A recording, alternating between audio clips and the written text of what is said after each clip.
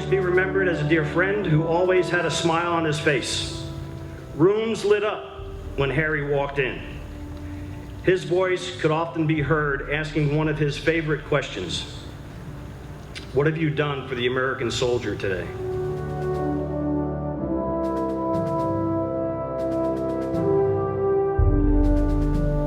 We can tick this off our list of things to do today because we're doing something very important for soldiers, sailors, airmen, Marines, and Coast Guardsmen who never returned home. We are keeping their memory alive.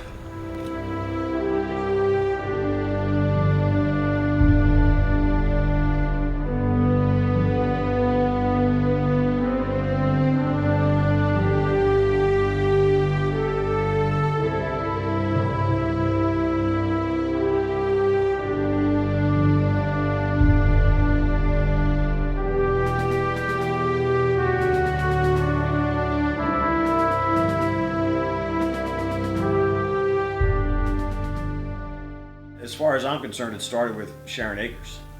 She came up with the idea. She's a great patriot, and I use that term very seriously, and that she really wanted to find a way to remember all the soldiers, sailors, airmen, and Marines that had lost their lives. We heard of the death of Major General Harold Greene.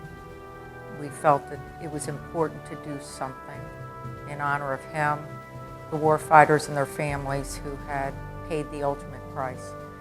So I went and I spoke with Edward St. John, and Ed said that he felt the same way, that we should do something.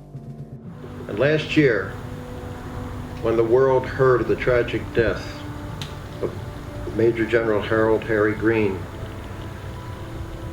people in my office said, you know, we're part of the Aberdeen family, and we also heard at that time that Harry was stationed out here and he was part of the Aberdeen family. So we decided that maybe we should do something in honor of the fallen heroes, especially the fallen heroes that came from Aberdeen. We ended up hiring artists, sculptors, Will and Tillman Hemsley, and work with them on a concept. We wanted something different. We didn't want just a wall with names. We wanted something that would really represent something significant in honor of the fallen. That angle to there is probably going to be the longest point. Well, the concept was, I think, poetic. We knew where we wanted to locate this. And it was a very, very simple concept of the star struck into the ground and the idea of the fallen star. The general was a fallen star, and the memorial was to the general and the warfighters and their families who paid the ultimate price, and the expression "freedom is not free" was an important part of it.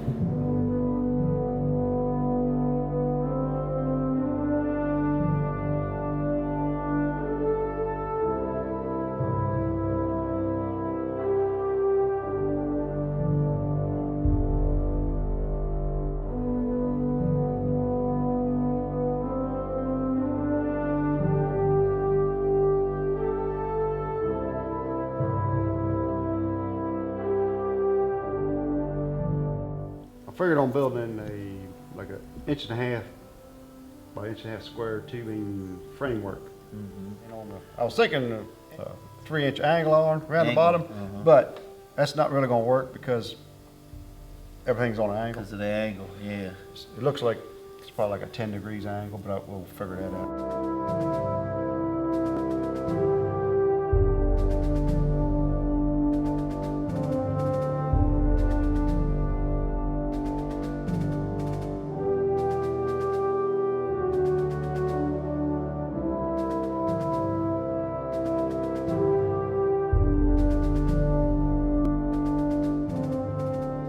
But in order to be able to measure that accurately, they needed, like, what is it, 7 inches? 7-inch drop. 7-inch drop with a foot that comes out that you can bolt. That way you can have like a heavy nut on it that doesn't affect how the pavers lay on top.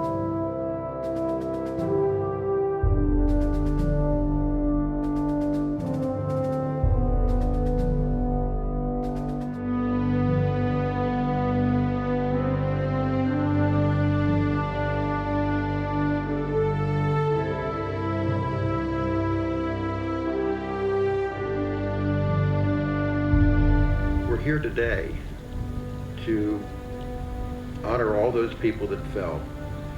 And who are those people? They come from all walks of life, but they all have the same fundamental qualities. They possess courage, pride, determination, and dedication to duty. And what that gives you is the ability to serve a cause greater than yourself.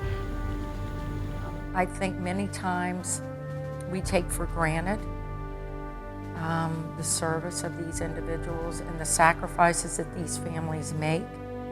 And the families have said now that they feel that they've got a place that they can come and they can pay respect to their loved ones. So it pays tribute to everyone because it's, you know, the thing about combat, the thing about war, it doesn't discriminate.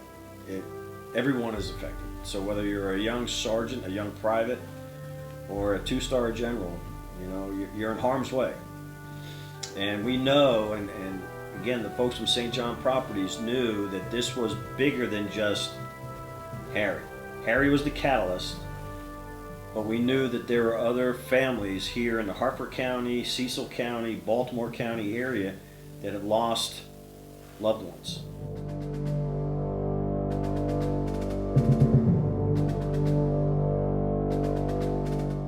This will serve as a place for all of us, friends and families alike, to come and remember them, to remember how much we love them, how much we enjoyed being with them, and how much we miss them.